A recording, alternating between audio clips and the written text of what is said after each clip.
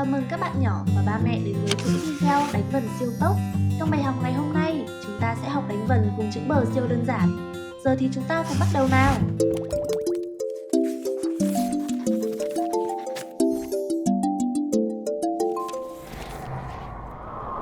Trước khi vào bài học, hãy cùng cô ôn lại nhanh 5 dấu trong tiếng Việt nhé. Dấu sắc là nét cao lên, giống như cái thang đang leo lên bầu trời vậy. Dấu huyền thì ngược lại nè, nó giống như cái cầu trượt đang trượt xuống thật êm ái. Dấu hỏi là một vòng xoắn nhỏ xíu, giống như tai của bạn nhỏ đang tò mò nghe ngóng điều gì đó. Dấu ngã giống như một con sóng biển đang nhấp nhô uốn lượn. Dấu nặng, cuối cùng là dấu nặng, nó giống như một viên đá tròn xoe bị rơi xuống đất. Giờ thì chúng ta cùng bắt đầu vào bài học ngày hôm nay. Các bé hãy thật thoải mái và cùng đọc to theo hướng dẫn nhé. Bờ a ba, bờ a ba,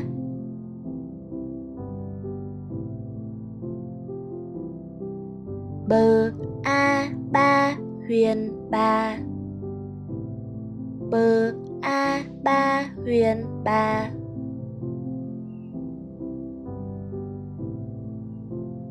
Bờ e be sắc bé, bờ e be sắc bé.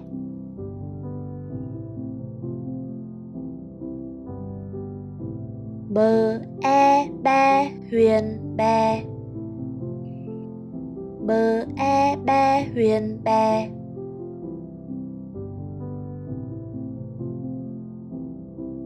Bờ e bê sắc bế,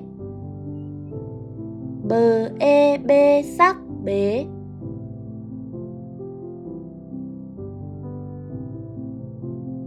Bờ e bê hỏi bể,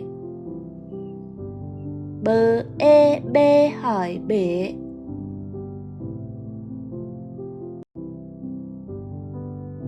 Bờ y bi, bờ y bi.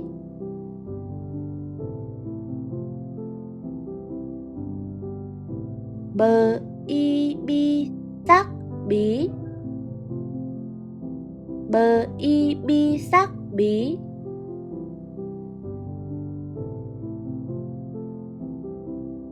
Bờ o bo sắc bó, bờ o bo sắc bó.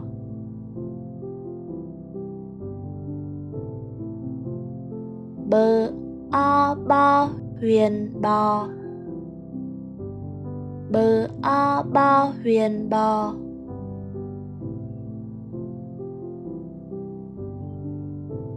Bờ o bo nặng bọ,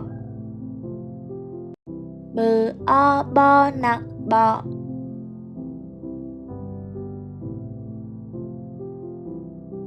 Bờ ô bô, bờ ô bô.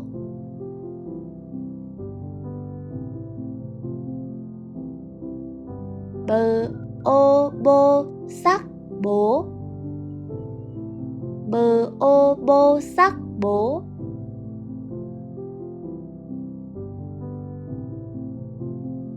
Bờ ơ bơ, bờ ơ bơ.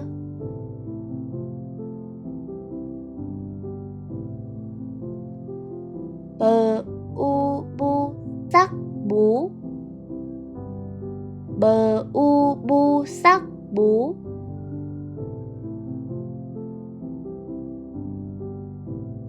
Bờ ư bư nặng bự, bờ ư bư nặng bự.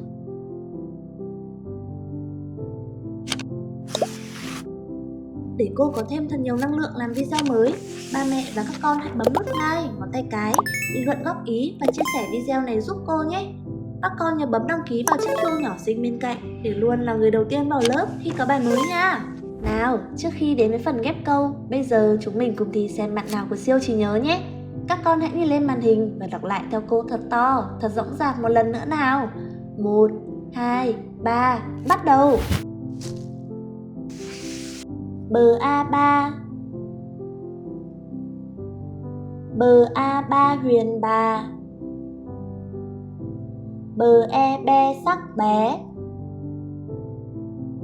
Bờ E be huyền bè. Bờ E bê sắc bế. Bờ E bê hỏi bể. Bờ Y bi. Bờ Y bi sắc bí. Bờ O bo sắc bó.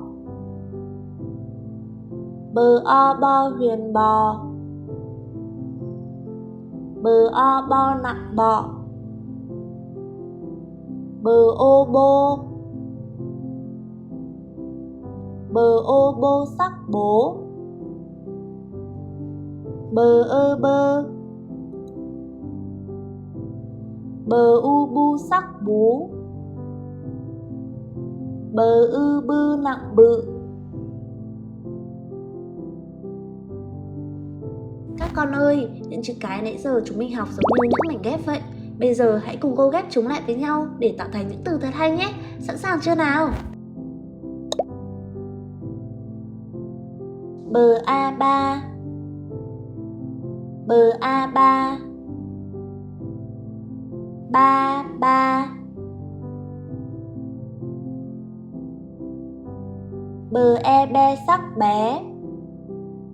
Bờ Ư bư nặng bự. Bé bự.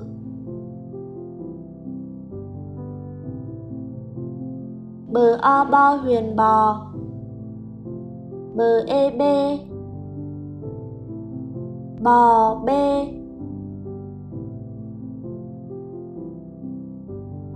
Bờ A ba huyền bà. Bờ E bê sắc bế. Bờ E be sắc bé. Bà bế bé.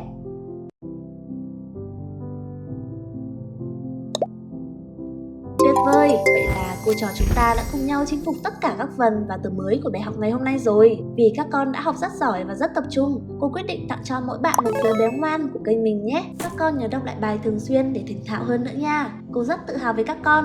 Nếu yêu thích video này, đừng quên tặng cô một nút like và bấm đăng ký kênh để không bỏ sót bất kỳ bài học nào mới của cô nhé. Nếu ba mẹ cảm thấy những bài giảng này thực sự hữu ích, giúp bé tiến bộ và yêu thích việc học tập, cô rất mong nhận được sự hỗ trợ nhỏ qua mã QR đang hiện trên màn hình hoặc qua số tài khoản cô để ở phần mô tả phía dưới. Việc ủng hộ sẽ là động lực lớn giúp cô cải thiện chất lượng nội dung và duy trì việc ra video đều đặn. Xin chân thành cảm ơn sự đồng hành và hỗ trợ quý giá của tất cả quý phụ huynh. Hẹn gặp lại ba mẹ và các bé trong bài học tiếp theo.